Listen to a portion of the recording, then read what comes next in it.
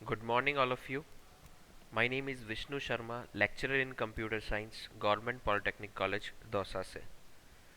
आज के ई लेक्चर में हम एरे इन सी के पार्ट 2 को डिस्कस करेंगे। इससे जस्ट जो पहला लेक्चर था पार्ट 1 का, उसके अंदर हमने देखा कि एरे क्या होता है, एरे कहाँ काम में लिया जाता है, एरे को डिक्लेयर कैसे करते हैं, उसको उसका डिक्लेरेशन का सिंटेक्स क्या होता है, और एरे को इनिशलाइज कैसे किया जाता है, इसका सिंटैक्स हमने देखा था।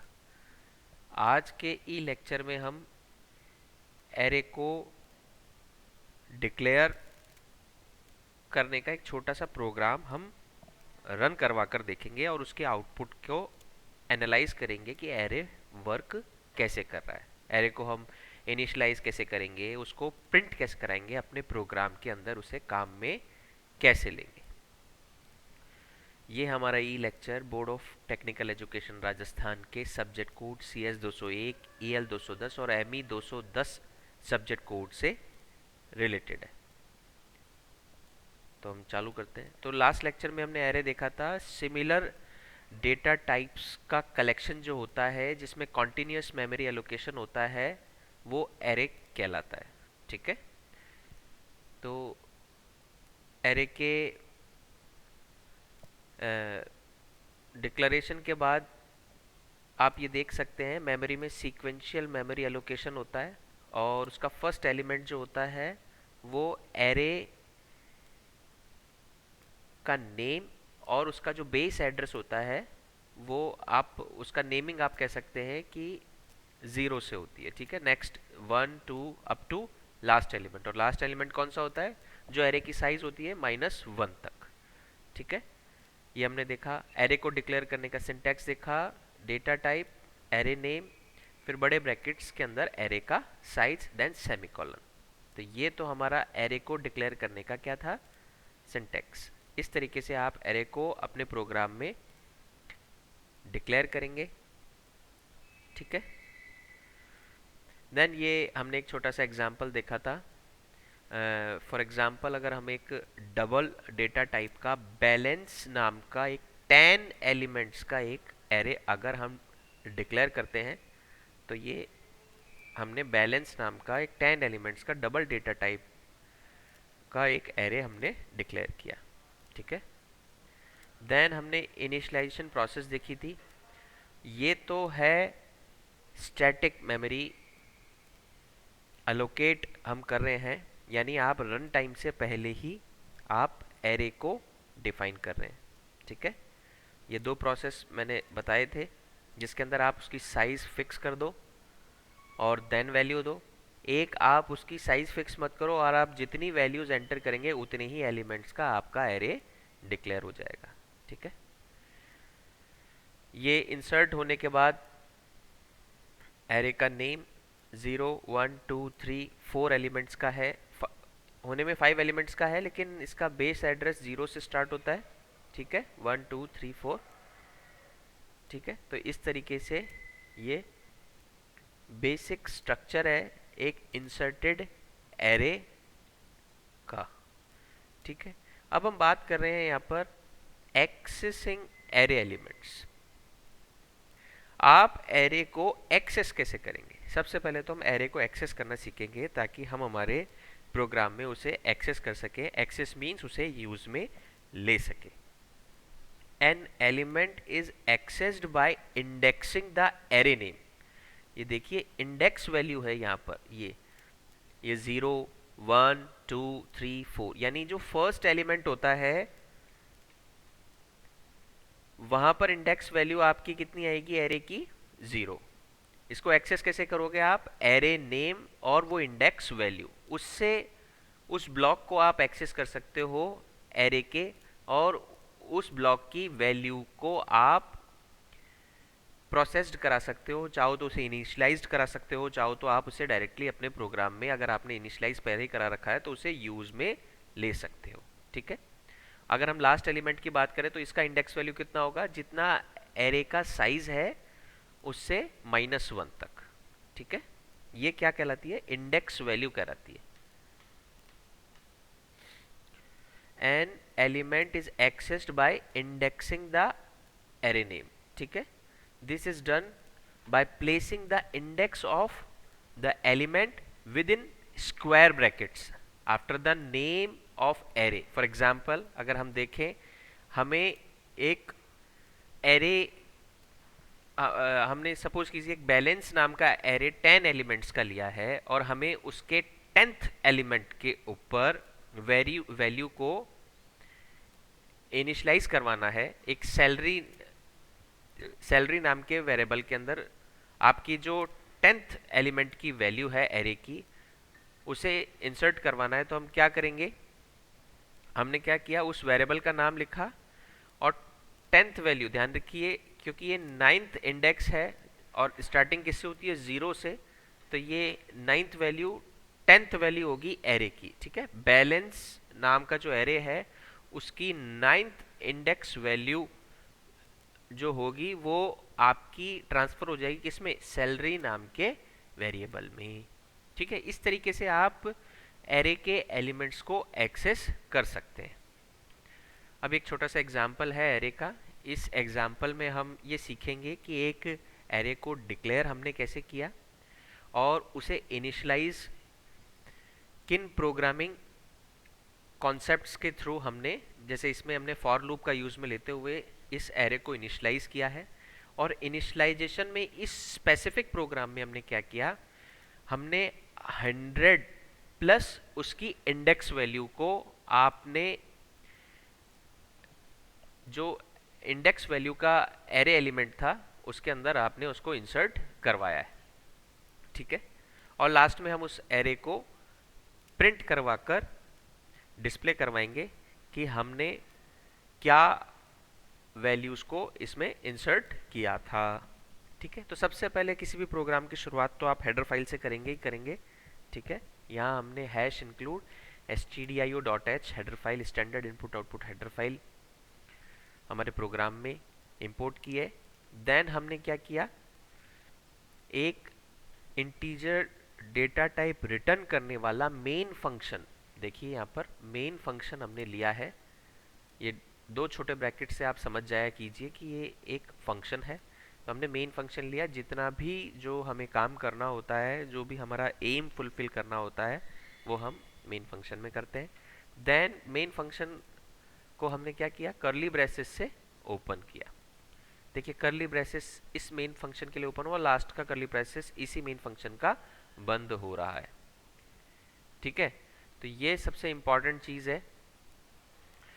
आप इन कर्ली ब्रेसेस को सही से यूज करके ही आप अपने प्रोग्राम को कंपाइलेशन प्रोसेस में एरर फ्री कर सकते हैं। अगर आपने अपने कर्ली ब्रेसेस भी, अगर जितने कर्ली ब्रेसेस ओपन होंगे उतने बंद होंगे, क्लोज होंगे।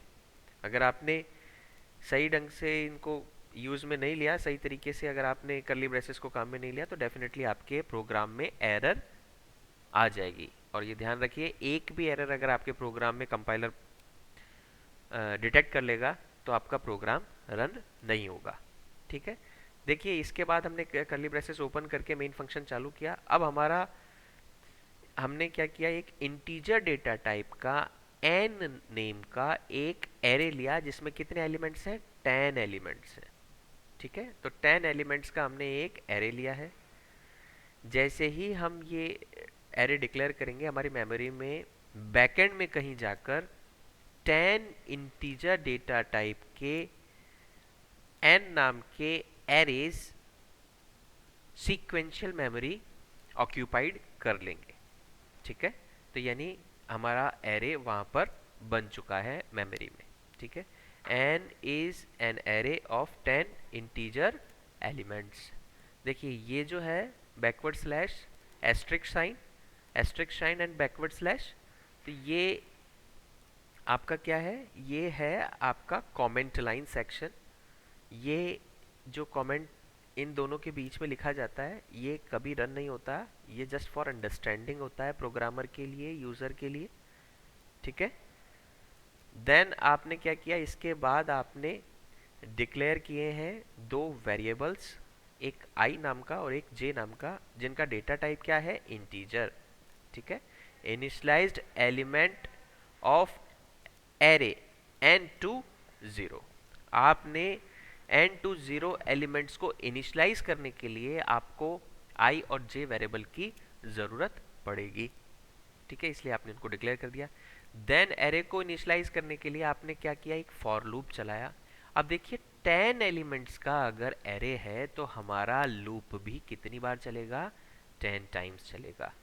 फॉर लूप को इनिशियलाइज करने का प्रोसेस क्या होता है, सबसे पहले उसका कौन सा पार्ट आता है, इनिशियलाइजेशन पार्ट, देन क्या आता है, conditional part, then increment decrement section, ठीक है।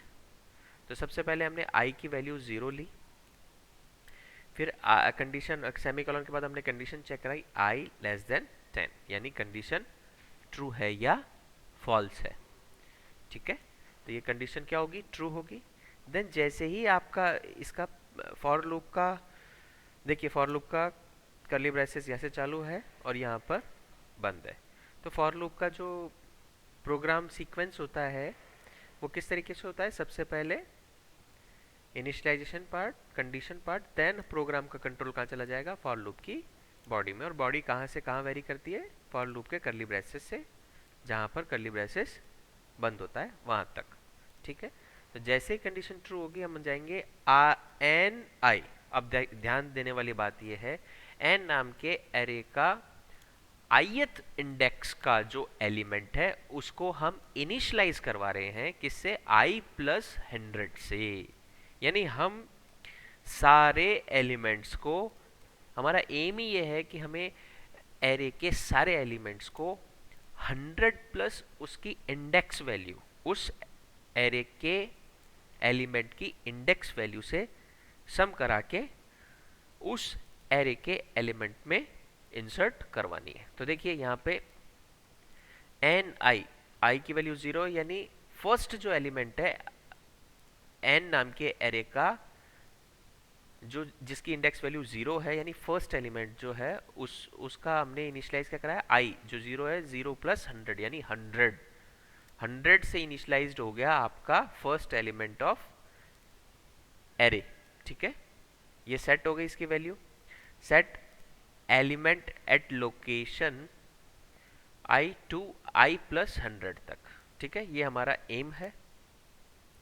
देन उसके बाद हमने क्या किया, जैसे ही कर्ली ब्रेसेस बंद हुआ हमारा प्रोग्राम का कंट्रोल इंक्रीमेंट डिक्रीमेंट पार्ट में चला गया, i की वैल्यू 1 से इंक्रीज हो गई क्योंकि यहाँ पर post increment operator i plus plus use आ रहा है, ठीक है। तो अब i की वैल्यू कितनी हो गई, 1 हो गई, 0 प्लस 1 1, ठीक है।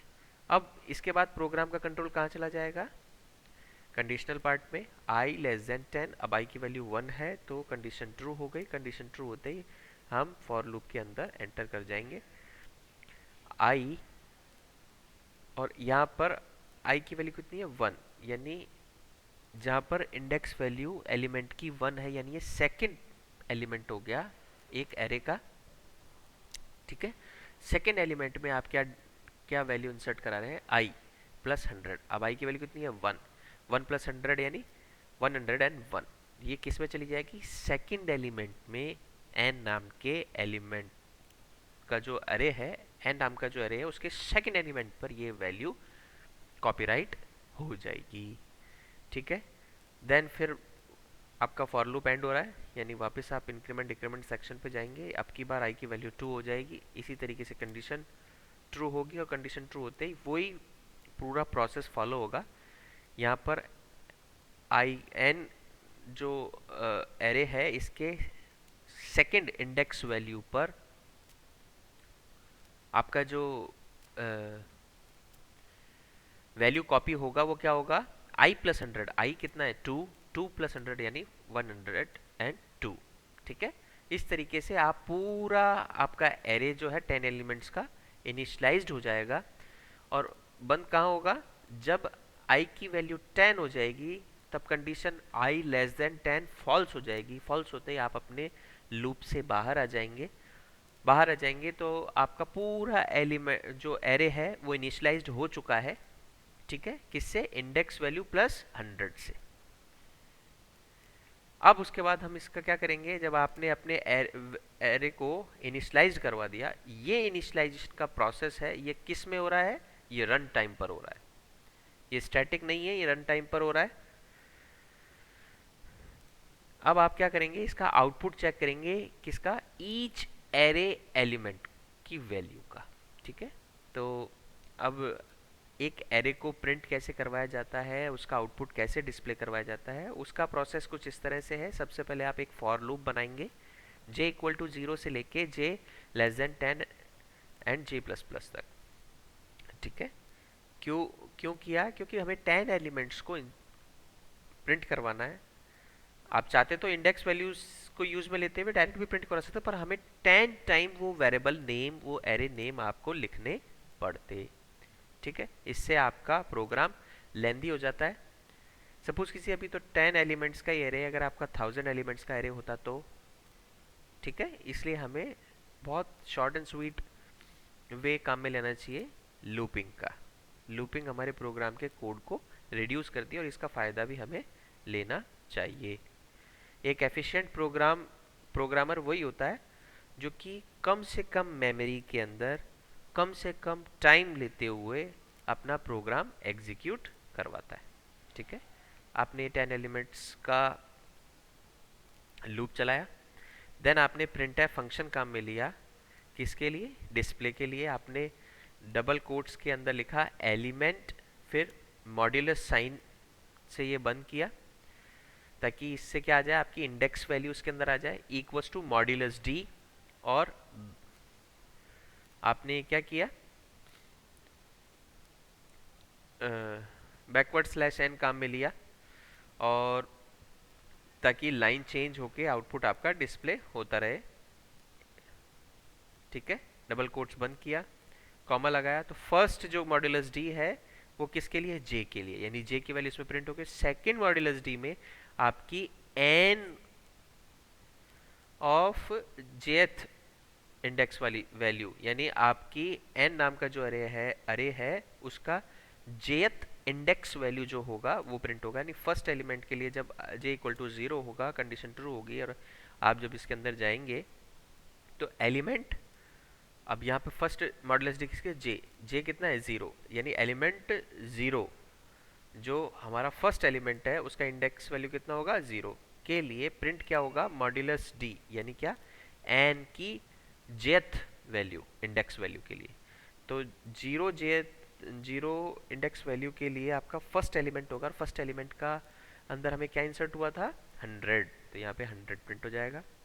ठीक है, ऐसे ये रिपीट करता रहेगा, कब तक, यहाँ पर देखिए फॉर लूप यहाँ पर बंद हो रहा है, ये कब तक रिपीट करेगा, जब तक कि पूरा लूप से ये बाहर नहीं आ जाता है। सेकेंड टाइम पर सेकेंड इंडेक्स वैल्यू एरे की लेते हुए वैल्यू प्रिंट करेगा एरे की। ठीक है, इस तरह से 10 एलिमेंट्स प्रिंट हो जाएंगे, और जब हम फॉर लूप से बाहर आ जाएंगे तो रिटर्न 0, यानी आपका मेन फंक्शन रिटर्न कर जाएगा और ये क्लोज कर जाएगा। ठीक है, ये पूरा प्रोग्राम का देखते हैं आउटपुट किस तरीके से आता है। ये आपके प्रोग्राम का आउटपुट आएगा। देखिए, जो 0 इंडेक्स वैल्यू का फर्स्ट एलिमेंट था एरे का, उसका वैल्यू 100, सेकेंड वैल्यू का 101, 102, 3, 4, 5, 6, 7, 8, 9 तक। ठीक है, अब यहाँ ध्यान देने वाली बात है, 9th जो इंडेक्स वैल्यू कौन रखता है, 10th एलिमेंट ऑफ एरे, क्योंकि इंडेक्स वैल्यू कहाँ से शुरू होती है, 0 से।